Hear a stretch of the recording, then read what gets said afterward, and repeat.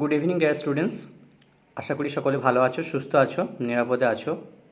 করোনার এই লকডাউন সিচুয়েশনে আমরা প্রত্যেককেই বিভিন্ন রকম সমস্যার সম্মুখীন হয়েছি।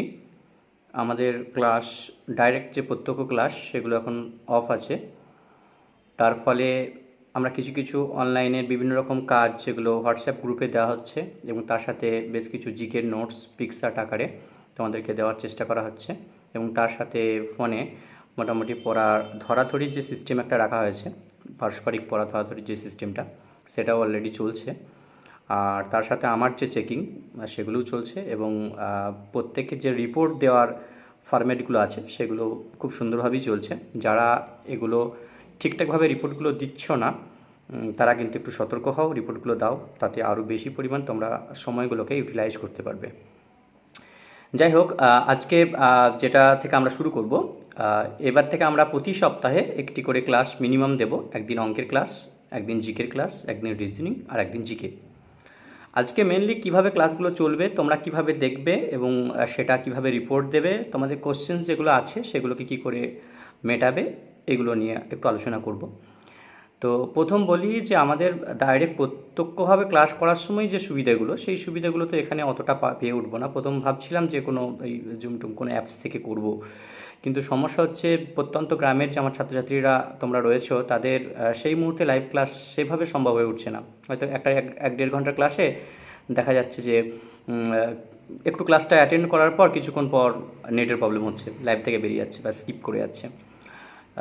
আর একটা সমস্যা হচ্ছে যে একই মুহূর্তে সবাই সেই মুহূর্তে লাইভে আসতেও পারছে না। আর প্রায় 300-400 স্টুডেন্টকে অ্যাড করার মতো যে অ্যাপসগুলো, সেখানেও বেশ সমস্যা হচ্ছে। তার ফলে একই সঙ্গে আমি একটা ভিডিও করে 300-400 ছেলে মেয়েকে অ্যাড করতে পারবো এই অ্যাপসের মধ্যে, এটাতেও বেশ সমস্যা হচ্ছে। এই নানান সমস্যার থেকে আমি এখন ভাবছি যে এরকম ভিডিও কিছু কিছু রেকর্ডিং করে দেবো, তার সাথে সেগুলো তোমাদেরকে ইউটিউব চ্যানেলে দিয়ে দেবো।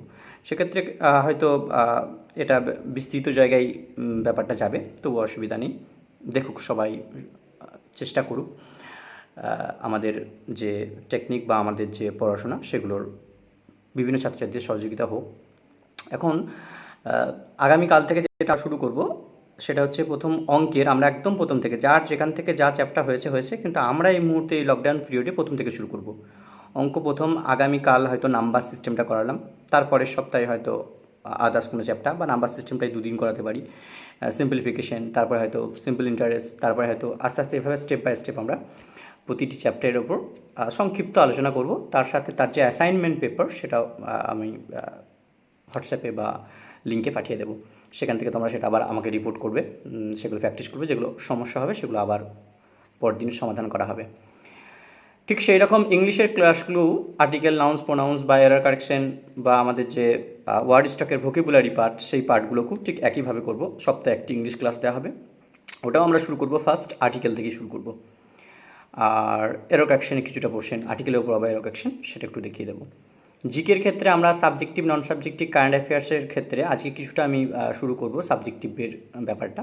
আর স্ট্যাটিক তো আমাদের অলরেডি চলছে, কারেন্ট অ্যাফেয়ার্সটাও আমরা ভাগ করে নেবো। যেদিন জিকেটা নেব সেদিনও ওইভাবে ভাগ করে আমরা করব। আর রিজনিংও চ্যাপ্টার বেসিস এগুলো শুরু করব।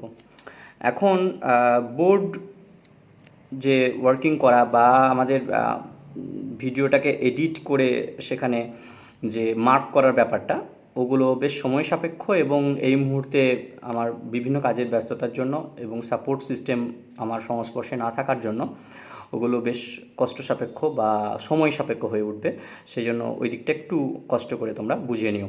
হয়তো আমি খাতায় ডিসপ্লে করব কিংবা বোর্ড আমি করতে পারি ব্যাকে, তবে ওই আমাদের ভিডিওটার এডিটিং যে কাজগুলো ওগুলো এই মুহূর্তে করা সম্ভব হয়ে উঠছে না। ফ্ল্যাট যেটা আমি রেকর্ডিং করব সেটাই দিয়ে দেবো, কারণ জাস্ট এটা কাজ চালানো, মানে অরিজিনালি যে অনলাইন ক্লাস বা লাইভ ক্লাস করার কথা সেই জায়গাগুলো কিন্তু এই মুহূর্তে পেরে উঠবো না। তোমাদের যেটুকু মানে একটু উপকার হলেও অনেকটা। তো আমাদের যেটা ফরম্যাট বাঁধা আছে, কিন্তু পড়াশোনার যে ফরম্যাট, সেই ফরম্যাটেই কিন্তু তোমাদেরকে চলতে হবে। ফরম্যাট মিন বলতে চাইছি ডেইলি রিপোর্ট, তারপরে আমাদের যে 4x7 চেক, আমাদের পত্রপত্রিকার অঙ্ক চেক, এই ধরনের যে প্রোগ্রামগুলো আছে সেগুলো কিন্তু কন্টিনিউয়াস চালিয়ে যেতে হবে। প্র্যাকটিস সেট, আমরা সচরাচর একটা কম্পিটিটিভ চাকরি বেকার স্টুডেন্টকে এই শিডিউলে রেখেছি যে শিডিউলটা তোমাদের প্রত্যেকজনকে কিন্তু ফলো করতে হবে। একটি কম্পিটিটিভ স্টুডেন্ট সে অবশ্যই ইংলিশ পেপার প্রত্যেক দিন পড়বে। যদি দা হিন্দু পেপার পড়তে পারে ভালো, যদি নাও পারে অন্তত কিছু একটা ইংলিশ পেপার সে পড়ুক, এটি করতেই হবে তাকে। তাকে সপ্তাহে একদিন কোনো টপিক সম্পর্কে ইংলিশে স্পোকেন ইংলিশ প্র্যাকটিস করতে হবে কোনো ফ্রেন্ডের সঙ্গে, এবং তার রেকর্ডিং আমাদেরকে প্রোফাইলে পাঠাতে হবে। প্রতি সপ্তাহে অ্যাটলিস্ট একটি করে ইংলিশে রাইটিং তাকে লিখতেই হবে, সেটা প্রেসি হোক, সেটা রিপোর্ট হোক, সেটা কোনো নোটিশ হোক, সেটা কোনো লেটার হোক, এবং তার সাথে সেটা কোনো প্যারাগ্রাফ বা এসে হোক। প্রতি সপ্তাহে একটা করে অ্যাটলিস্ট লিখতেই হবে, এবং সেটাকে আবার রিপোর্ট করতে হবে, আমাকে পাঠাতে হবে, আমি চেক করে তোমাদেরকে আবার ভেরিফাই করে দেবো। তবে এত ছাত্রছাত্রী সবাই আমাকে রিপোর্ট পাঠাচ্ছে, আমি চেক করে এই মুহূর্তে সবার দিতে পারছি না, ক্লাস ভাগ থাকলে সুবিধে হয়। তো সেক্ষেত্রে একটু ম্যানেজ করে নিতে হবে, আর তোমার কাজ তোমাকে করে যেতে হবে। আমি যতটা পারছি আমার কাজটা করার আমি চেষ্টা করব। অন্যদিকে আমাদের যে অঙ্কের ব্যাপারটা, সেক্ষেত্রে আমাদের যে একদম 5 প্রোগ্রামস অঙ্কের থাকে সেইভাবেই চালিয়ে যেতে হবে, ঠিক আছে? আমরা যেমন একটা দুর্বলদের আলাদা করে সেট দিতাম, অঙ্কে যারা খুব দুর্বল তাদের জন্য আলাদা করে একটা সেট দিতাম, এবং সেই সেটের সলিউশন আলোচনা হতো। সেই সেটগুলো আমাদের পরপর রিভিশন চলবে, যেটা আমরা সোমবার করতাম। আর নর্মাল ডেটের যে ম্যাথস সবার জন্য, দুর্বল সবার জন্য, সেই ম্যাথসটাও সেভাবে চলবে। এবং তার সাথে পত্রপত্রিকার অঙ্ক, অর্থাৎ বিভিন্ন রকম কোনো বই হতে পারে, সেটা কোনো পত্রিকা হতে পারে, অনলাইন কোনো জায়গা হতে পারে, সেখান থেকে যে ম্যাথসগুলো তোমরা প্র্যাকটিস করতে, যেটা পত্রপত্রিকার অঙ্ক, তার রিভিশন যাদের 1000 হয়নি তাদের চলছে পরপর, যাদের হয়ে গেছে অলরেডি তাদের 1000টার পর রিভিশন হচ্ছে, আর যাদের হয়নি তারা তো প্রত্যেক সপ্তাহে অন্তত 20টা করে সেটা আমাকে রিপোর্ট করতে হবে এবং পাঠাতে হবে। তার সাথে আমাদের যে ইংলিশের ভোকেবুলারি পার্ট, অর্থাৎ synonyms, antonyms, phrasal verb, idioms, phrase, one word, appropriate preposition, এই যে জিনিসগুলো, এগুলো তো পরীক্ষায় ভীষণ ভাইটাল, গ্রামারের থেকেও এগুলো বেশি ভাইটাল, কারণ আনসিন প্যাসেজ থেকে শুরু করে ডাইরেক্ট কোশ্চেন্স এখান থেকে আসে। আর error correction, sentence improvement, PQRS, এগুলো তো আসেই। তো ওই 4x7 যে ওই 7টা টপিক ডেলি, 4 7 28টা, অন্তত 20টা করে ডেলি প্র্যাকটিস, যেটা তোমাদের অলরেডি ইডিয়ামসের সেট বা পিডিএফ আকারে পাঠিয়ে দেওয়া হয়েছে। ঠিক ইডিয়ামস, ওয়ান ওয়ার্ড, প্রত্যেক দিন প্রতিটা সেট 300 করে আছে, খুব ভাইটাল ইম্পর্টেন্ট, যেগুলো পরীক্ষায় বিগত পরীক্ষায় এসছে এবং এর ভবিষ্যতে পরীক্ষায় আসতে পারে, এরকম জায়গাগুলো থেকে তৈরি করা আছে। ওগুলো মুখস্থ করতে হবে এবং কাজে লাগাতে হবে, এবং মেক সেন্টেন্স তৈরি করতে হবে। প্রতিটি ইডিয়ামসের মেক সেন্টেন্স, তো সেগুলো রিপোর্ট করতে হবে। আর আমাদের যেগুলো পড়া ধরাধরি চলছে সেগুলো অলরেডি যেমন চলছে সেগুলো আমাদেরকে চালিয়ে যেতে হবে। রিজনিংয়ের ক্ষেত্রে অ্যানালজি, প্রথম যে 20টা টপিক আছে অ্যানালজির, ঠিক আছে, অ্যানিমালস অ্যান্ড ক্রাইং বা অ্যানিমালস অ্যান্ড বেবিজ, বা আমাদের যে বিভিন্ন রকম কি ম্যাটেরিয়াল থেকে কি তৈরি হয়, বা ইউনিট অ্যান্ড মেজারমেন্ট, বা তার সাথে আরও যে টপিকসগুলো আছে সেই অ্যানালজির পুরো পার্টটা, ফোবিয়া, তো পুরো পার্টটা তৈরি করতে হবে। তারপরে যেমন ব্লাড রিলেশন বা নাম্বার সিকোয়েন্স, এরকম পরপর যেগুলো চ্যাপ্টার রয়েছে সেগুলো তোমাদেরকে করানো হবে। তো মোট কথা আমাদের ম্যাথস, জিকে, জিআই, ইংলিশ, এই 4টি সাবজেক্টে আমাদের ডাইরেক্ট ক্লাসে যেভাবে যা যা প্রোগ্রাম চলছিল সেই প্রোগ্রামগুলো প্রত্যেকটা আমাকে রিপোর্ট করতে হবে। এবং যদি এটা করতে পারো তাহলে তোমরা বাড়িতে বসেই অনেকটা বেশি সময় পাচ্ছ, যেহেতু বাসে যাতায়াত করতে, বাসে ট্রেনে যাতায়াত করতে, বা বিভিন্ন কাজে আর একটু সময় যেত, সেই সময়টা কিন্তু বাড়িতে তোমরা পেয়ে যাচ্ছ। সামাজিক বিভিন্ন দায়িত্ব যেমন পালন করে যাচ্ছ, তার সাথে সাথে কিন্তু পড়াশোনাটা এতটুকু ফাঁকি দেওয়া যাবে না। মাথার মধ্যে এটাই রাখতে হবে যে হ্যাঁ, আমরা যদি কেউ করোনা আক্রান্ত হই, কেউ যাই, বা কেউ যদি বিপদে পড়ি, সেটা তো পরের কথা, ওটা আমাদের হাত নেই। আমরা জাস্ট সতর্ক থাকবো, ভীষণভাবে সতর্ক থাকবো, কিন্তু আতঙ্কিত থাকবো না। কারণ মৃত্যুর আগে পর্যন্ত আমাদেরকে লড়ে যেতে হবে, জ্ঞান অর্জন করে যেতে হবে, পরিশ্রম করতে হবে, এবং এই জ্ঞানের মধ্যে সবথেকে বড় কথা যেটা, এন্টারটেনমেন্ট খুঁজে বের করতে হবে। যেমন আমরা খেলতে গিয়ে আনন্দ পাই, সেরকম যেন এইগুলো পড়াশোনা করতে গিয়ে, ম্যাথ জিকে যে ইংলিশ শিখতে গিয়ে যেন কোনো আনন্দ পায়।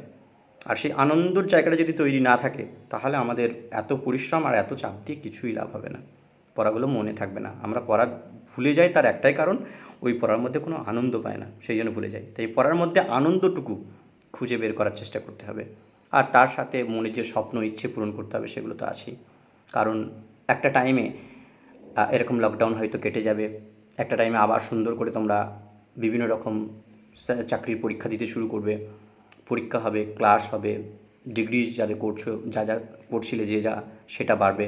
মাধ্যমিক, উচ্চ মাধ্যমিক, গ্র্যাজুয়েশন, এমএ, পিএইচডি, যে যেমন যা করছিলে সেগুলো আস্তে আস্তে আবারও সব শুরু হবে। দেখো একটা টাইমে স্প্যানিশ ফ্লুতে প্রচুর মানুষ মারা গিয়েছিল, কিন্তু তারপরে এমন নয় পৃথিবী স্তব্ধ হয়ে গিয়েছিল, পৃথিবী তার নিজের ছন্দে নিজেকে একটু গুছিয়ে নিয়ে আবার শুরু করেছিল। ঠিক এরকমই করোনায় আমরা এখন বিধ্বস্ত, কিন্তু পৃথিবী এবং প্রকৃতি তার নিজেকে সাজিয়ে নিয়ে তারপর আবার সে তার নিজের গতিতে নিজের পথে এগিয়ে যাবে, এতে কারোর কোনো হাত থাকবে না। কিন্তু এই মুহূর্তটুকু যদি আমরা কাজে লাগাতে পারি তাহলে এটাই আমাদের জন্য অনেক বেটার হবে। এখন আমরা জিকে পোর্শনের একদম বেসিক আলোচনা। জিকের আমরা জানি সবাই সাবজেক্টিভ, নন সাবজেক্টিভ, কারেন্ট অ্যাফেয়ার্স, সেগুলো বারবার শুনতে থাকো তোমরা, শুনতেও হবে বারবার একই জিনিস এগুলো যেহেতু। তো সাবজেক্টিভের মধ্যে আমরা হিস্ট্রির কিছু জিনিস আজকে আলোচনা করব, আর এর রিলেটেড যে অ্যাসাইনমেন্ট এবং যে ফিক্স আর্ট সেটা তোমাদেরকে হোয়াটসঅ্যাপে পাঠিয়ে দেওয়া হবে। এর কোশ্চেন আনসার যেগুলো তৈরি করবো সেগুলো হোয়াটসঅ্যাপে পাঠিয়ে দেওয়া হবে, তোমরা আবার সেগুলো রিপোর্ট করবে। ওকে, তারপরে স্ট্যাটিক, তারপর কারেন্ট অ্যাফেয়ার্স। তো আজকে একদম প্রথমের দিক থেকে আমরা শুরু করব। আজকে প্রথমে আমরা আমাদের হিস্ট্রির যে বিভিন্ন চ্যাপ্টারগুলো চাকরি পরীক্ষায় আসে তার মধ্যে একটা ভাইটাল চ্যাপ্টারের নাম হচ্ছে প্রাচীন ভারতের ইতিহাসের মধ্যে এই টপিকটা পড়ে। আমাদের যে প্রাচীন যুগ, মধ্যযুগ এবং আধুনিক যুগ, তার মধ্যে এই প্রাচীন যুগের প্রথম পোর্শনের মধ্যে আমাদের পড়ে প্রাচীন ভারতের ইতিহাস। সেখানে আমাদের বিভিন্ন প্রাগৈতিহাসিক যে যুগগুলো আছে সেগুলো থেকে কিছু প্রশ্ন দেয়, আর তার সাথে আমাদের মেসোপটেমিয়া সভ্যতা, সুমের সভ্যতা বা আমাদের সিন্ধু হরপ্পা সভ্যতা সেগুলো সম্পর্কে বেশ কিছু প্রশ্ন আমাদের বিভিন্ন চাকরি পরীক্ষায় দেয়। সেগুলো নিয়ে একটু আলোচনা করছি, তোমরা রেকর্ডিংটা শোনার পর খাতাতে কিছু নোট করে নেবে। আর বাড়িতে যে বই আছে, তোমাদেরকে যে রেফারিং বইগুলো বলেছিলাম, তোমরা জীবন মুখোপাধ্যায় ফলো করতে পারো, তো সেই বই থেকে বা আরও আদার্স বইও ফলো করতে পারো, সেই বই থেকে ওগুলো একটু দাগ দিয়ে নোট তৈরি করে রেডি রাখবে। আমি যদি কাউকে ফোন করি বা অ্যাসাইনমেন্ট চেক করি, তাহলে যদি প্রশ্ন ধরি যেগুলো আলোচনা করব সেগুলো যেন তোমরা উত্তর দিতে পারো। মানে আজকে আমাদের হরপ্পা সভ্যতা, মহেঞ্জোদারো সভ্যতা বা প্রাচীন ভারতের ইতিহাস যদি আলোচনা শেষ করে থাকি, তাহলে এটি যেন তোমরা পরবর্তীকালে পারো, এটা হচ্ছে ডেফিনেটলি আমাকে কথা দিতে হবে। তা নাহলে এই ভিডিও করে লাইভে এসে এত ক্লাস করিয়ে তো কোনো লাভ নেই না। তো প্রথমে আমরা জানি যে প্যালিওলিথিক এজ, প্রাচীন প্রস্তর যুগ, তার সময়কালটা আমরা প্রত্যেককে, আমরা যে তিনটে যুগ আছে, প্রাচীন যুগ, মধ্যযুগ এবং আধুনিক যুগ, সেক্ষেত্রে 5 লক্ষ থেকে 8,000 খ্রিস্টপূর্বাব্দ পর্যন্ত প্রাচীন যুগটা, সেই যুগের কিছু ভাইটাল জায়গা আমাদের মাঝে মাঝে আসে। যেমন হোমোস্যাপিয়েন্সের প্রথম আবির্ভাব হয় কোন যুগে যদি বলে, তাহলে অবভিয়াসলি সেটা প্রাচীন প্রস্তর যুগে। যেমন আমরা প্রশ্ন নিতে পারি যে আমাদের যে 1863 সালে ব্রিটিশ প্রত্নতাত্ত্বিক রবার্ট ব্রুস, তিনি আমাদের বিভিন্ন প্রথম খনন কার্য শুরু করেন, নিয়ে এই প্রাচীন প্রস্তর যুগের বিভিন্ন ঘটনাগুলোকে বর্ণনা করেন। এটি মাঝে মাঝে রবার্ট ব্রুসের কথাটা মাঝে মাঝে আসে 1863 খ্রিস্টাব্দে, রেয়ার কেস। আচ্ছা, মধ্যপ্রস্তর যুগ 8,000 থেকে 4,000 খ্রিস্টপূর্বাব্দ পর্যন্ত। এই মধ্যপ্রস্তর যুগের শেষের দিকে প্রথম চাষাবাদ শুরু হয়, পরীক্ষায় মাঝে মাঝে আসে, প্রথম চাষাবাদ শুরু হয় কোন যুগে? মধ্যপ্রস্তর যুগে। তার মানে প্রাচীন প্রস্তর যুগে আমাদের ভাইটাল যে জায়গাটা রয়েছে সেটা হচ্ছে হোমোস্যাপিয়েন্সের প্রথম আবির্ভাব হয় প্রাচীন প্রস্তর যুগের শেষের দিকে। তাহলে হোমোস্যাপিয়েন্স কিন্তু মধ্যপ্রস্তর যুগের নয়। আমরা প্রাচীন যুগ, মধ্যযুগ আর আধুনিক যুগ করেছি, প্রাচীন যুগের আবার ভাগের মধ্যে এগুলো পড়ছে প্রস্তর যুগ, সেখানে আবার প্রাচীন প্রস্তর যুগ, মধ্যপ্রস্তর যুগ, নবপ্রস্তর যুগ, সব কটা কিন্তু প্রাচীন যুগের মধ্যে, প্রাগ ঐতিহাসিক যুগ। তারপর আমরা আবার তাম্রপ্রস্তর যুগে ঢুকবো। তাহলে প্রাচীন প্রস্তর যুগের মধ্যে আমরা পেলাম হোমোস্যাপিয়েন্সের আবির্ভাব শেষের দিকে। দ্বিতীয় আমরা মধ্যপ্রস্তর যুগে পেলাম যেটা, সেটা বললাম চাষাবাদ শুরু, এবং এখানে মোটামুটি বাড়ি করতে শেখা, পশুপালন, মৃৎশিল্প, কৃষিকাজ, এগুলো ভাইটাল। তো প্রথম যেটা সব থেকে বেশি দেয় যেটা বললাম যে চাষাবাদ কখন থেকে শুরু হয়। নব্যপ্রস্তর যুগ যেটা 4,000 থেকে 2500 খ্রিস্টপূর্বাব্দ, সব কিন্তু খ্রিস্টপূর্বাব্দ। তো সেক্ষেত্রে এই নব্যপ্রস্তর যুগে রাগি ও কুলিত এই দুটো শস্যের চাষাবাদ শুরু হয়। বলতে পারে যে রাগি ও কুলিত কোন যুগের শস্য চাষ? নব্যপ্রস্তর যুগের। আর এই যে মেসোলিথিক বা প্যালিওলিথিক বা নিওলিথিক, এই ধরনের যে টার্মগুলো আছে, এই টার্মগুলো মনে রাখবে, কারণ সেন্ট্রাল গভর্নমেন্টের যে পরীক্ষা বা যে সমস্ত পরীক্ষায় ইংলিশ ভার্সন কোশ্চেন হয় বা কোনো কোনো পরীক্ষায় মেনে ইংলিশ ভার্সন হয়, সেক্ষেত্রে কিন্তু এই ইংলিশ টার্মগুলো আমাদের মনে রাখতে হয়। তো তোমরাও খাতায় যখন বানাবে প্রাচীন প্রস্তর যুগ, মধ্যপ্রস্তর যুগ, নব্যপ্রস্তর যুগ, তাদের ইংলিশ টার্ম, তাদের কত থেকে কত পর্যন্ত তাদের এজগুলো রয়েছে এবং কোন যুগে কী কী ইম্পর্টেন্ট ঘটনা ঘটেছিল সেগুলো সম্পর্কে নোট বানিয়ে রাখবে এবং পড়ে রাখবে। তো নব্যপ্রস্তর যুগে প্রথম চাকার ব্যবহার শুরু হয়, প্রথম সোনার ব্যবহার জানতে শুরু করে, এই দুটো, এবং আগুনের ব্যবহার শুরু হয়। এই তিনটে ভাইটাল জায়গা, একটা হচ্ছে সোনার ব্যবহার শুরু হয়, আগুনের ব্যবহার শুরু হয় এবং তার সাথে চাকার ব্যবহার শুরু হয়। তাহলে আমাদের পরীক্ষায় দিতেই পারে যে প্রাচীন মানুষ কোন যুগে প্রথম চাকার ব্যবহার শুরু করে, তাহলে হবে নব্যপ্রস্তর যুগে। সময়কালও দিতে পারে। বা বললো যে প্রাচীন মানুষ কোন সময় সোনার ব্যবহার করতে শুরু করে, এক্ষেত্রে আমরা কিন্তু অবশ্যই নব্যপ্রস্তর যুগের উত্তর করব। এরপর আমরা ঢুকে যাব তাম্রপ্রস্তর যুগে। এই তাম্রপ্রস্তর যুগে আমরা কি কি ভাইটাল জায়গা দেখি সেটা দেখি। প্রথম তামার ব্যবহার তো আছে, তার সাথে এটা খুব পরীক্ষায় আসে মাঝে মাঝে, যে মাতৃমূর্তি আরাধনা, ষাঁড়ের পূজা এবং তামার টিন মিশিয়ে ব্রোঞ্জ, এই জায়গাগুলো ভীষণভাবে আসে। আর এর সময়কাল 2500 থেকে 1000 খ্রিস্টপূর্বাব্দ পর্যন্ত। বলতে পারে তাম্রপ্রস্তর যুগের সময়কাল কত থেকে কত, নিয়ে 4টে অপশন দিল, টিক মারতে হবে আমাদেরকে। এরপর আমরা যে জায়গাটায় ঢুকবো, তাহলে আমরা ধাতুর যুগ শুরু হয়ে গেছে। এরপর আমরা সিন্ধু সভ্যতা বা এর যে দুটো ক্যাটাগরি হরপ্পা মহেঞ্জোদারো, সেগুলো সম্পর্কে একটুখানি জানবো। হরপ্পা সভ্যতার জনক বলা হয় আলেকজান্ডার কানিংহামকে। পরীক্ষাটা আসে যে হরপ্পা সভ্যতার জনক কাকে বলা হয়, আলেকজান্ডার কানিংহাম। যদি কারো লেখার থাকে লিখে নিতে পারো, আলেকজান্ডার কানিংহাম, একে হরপ্পা সভ্যতার জনক বলা হয়। দেখো, এই সিন্ধু সভ্যতা, হরপ্পা সভ্যতা, মহেঞ্জোদারো সভ্যতা, এগুলো সম্পর্কে প্রচুর ডেটা আছে, কিন্তু আমরা অত ডেটা, এখানে যেমন প্রচুর ডেটা দেওয়া আছে, আমরা কিন্তু অত ডেটা যাব না। এখান থেকে শর্টিং করে আমরা কিছু ডেটার কথা বলবো। যেমন একটু আগে তোমাদের ওই তাম্রপ্রস্তর যুগ কিংবা প্রাচীন প্রস্তর যুগ, এগুলো অনেক কিছু ডেটা ছিল, আমি জাস্ট যেটুকু লাগবে সেটুকু বললাম। এখনও হরপ্পা সভ্যতায় প্রচুর ডেটা আছে, কিন্তু আমি যেটুকু লাগবে সেটুকু শুধু বলছি।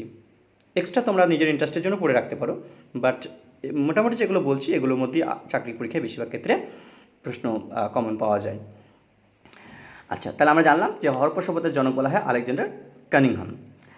আচ্ছা, এবার এই সিন্ধু সভ্যতা বা হরপ্পা সভ্যতা তাম্রপ্রস্তর যুগ বা নব্যপ্রস্তর যুগের সভ্যতা।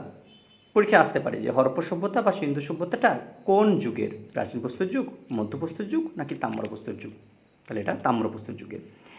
এর সাথে আমাদের আরও যে সভ্যতাগুলোর কথা জানা যায়, সুমেরীয় সভ্যতা, ব্যাবিলনীয় সভ্যতা, মেসোপটেমিয়া সভ্যতা, এই ধরনের সভ্যতা।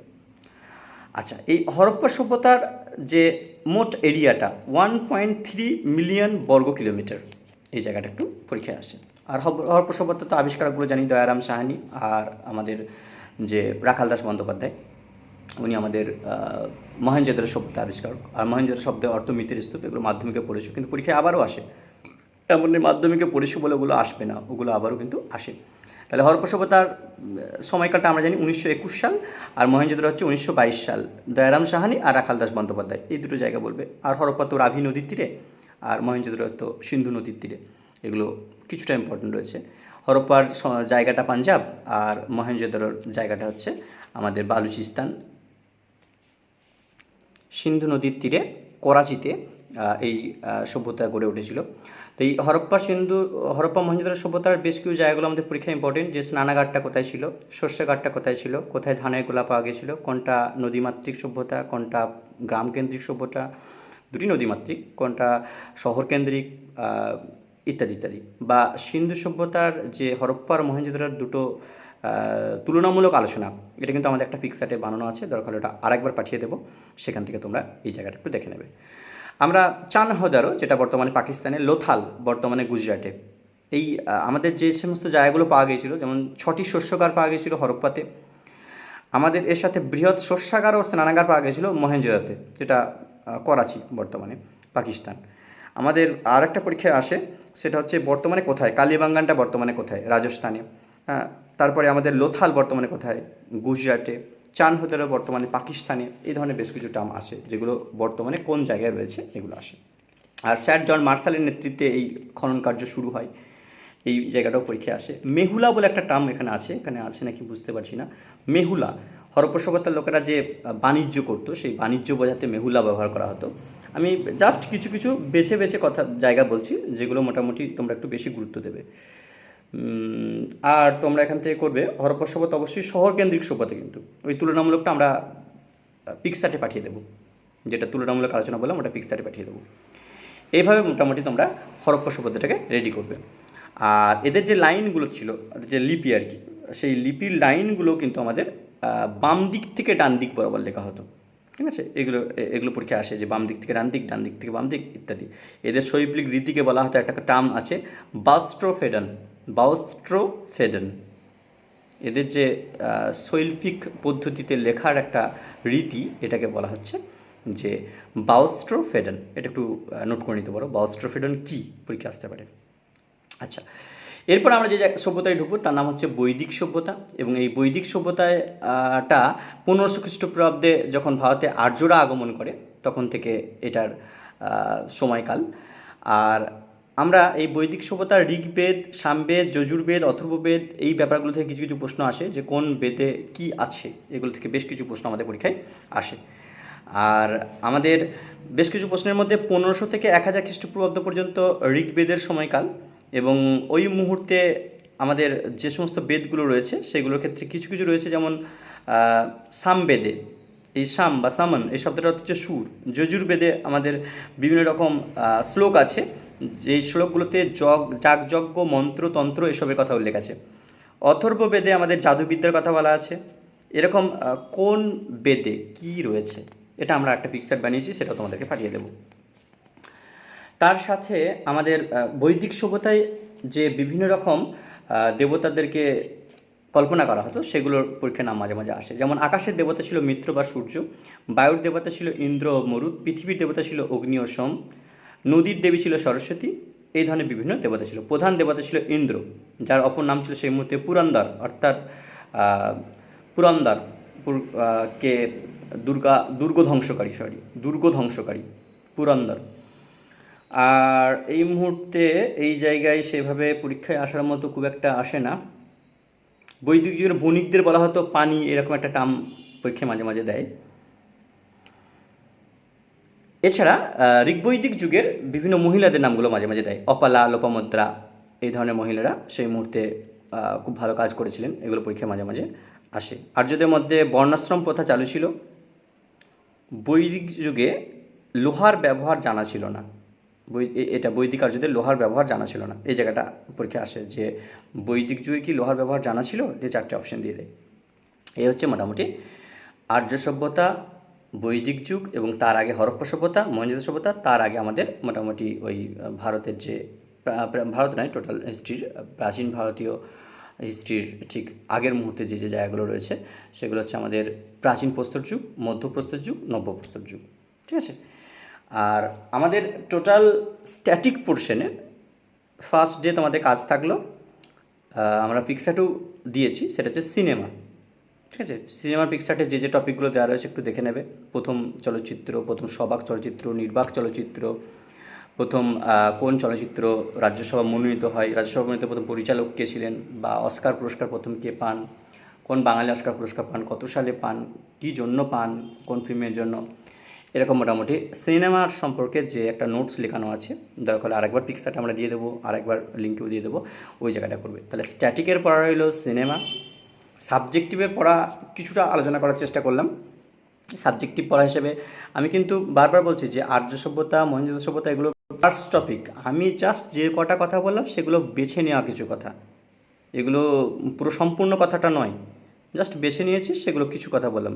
তোমরা বই থেকে কিন্তু আরও পুরোটা পড়ে নিতে হবে।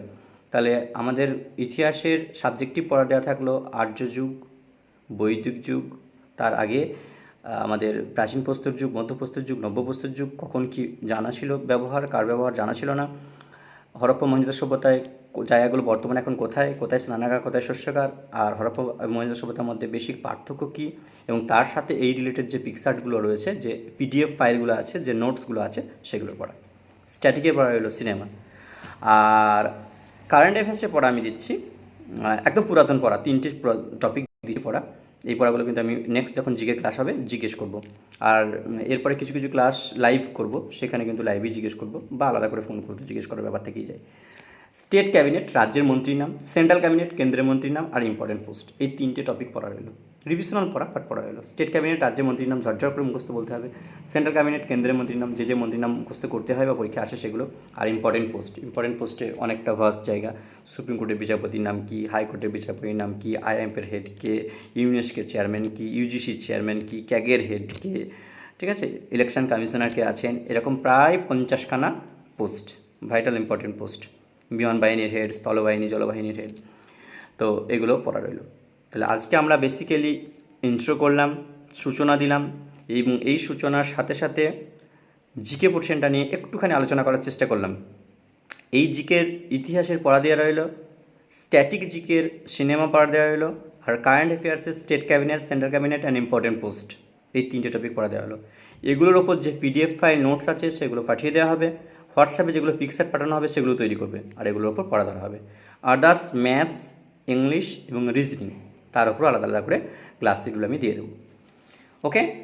আর যেটা সবাইকে বলার, বারবার বলছি, যে সময়টাকে কাজে লাগাও। এতটুকু মুহূর্ত টাইম ওয়েস্ট করো না। সামাজিক দায় দায়িত্বের সাথে সাথে পড়াশোনা করো। সবসময় যদি পড়াশোনা করতে ইচ্ছে না করে, তাহলে কিছু গল্প বই পড়ো, কিছু মুভি দেখার ইচ্ছে ছিল বাট দেখা হয়ে ওঠেনি, সেটা দেখো। বাড়ির কাজ, বাড়ি পরিষ্কার পরিচ্ছন্ন রাখো, মাঝে মাঝে রান্না বান্না করো। ভ্যারাইটি কাজের মধ্যে নিজেকে এনগেজ রাখো, বোরিং ফিল করো না, আর প্রতিটি মুহূর্তকে কাজে লাগাও। আর কন্টিনিউয়াস তো ক্লাস এখন দেওয়া হবে। আর বন্ধুদের সঙ্গে পড়াশোনা শেয়ার করো, আলোচনা করো। আর বেশি প্যানিক হয়েও না, বেশি ফেসবুক, হোয়াটসঅ্যাপ আর নিউজে গিয়ে বারবার একই ধরনের নিউজ দেখে মনটাকে খারাপ করো না। আর করোনা ভাইরাসের জন্য সতর্ক থাকো, বাট আতঙ্কে থেকো না। এমন নয় যে এই ভাইরাসটি কাউকে আক্রান্ত কেউ হলেই মারা যাবে, এরকম ব্যাপারটা নয়। আর তার সাথে সবাই সেফ থাকো, ভালো থাকো। এবং আগামীকাল থেকে যে যে ক্লাসগুলো অ্যাটেন্ড করার কথা, আগে হোয়াটসঅ্যাপে নক করে দেবো কখন আমি লাইভে আসছি কিংবা ভিডিও করে দিচ্ছি, সেগুলোর উপর একটু নজর রেখো। সবাই খুব সুস্থ থেকো, ভালো থেকো। Good night.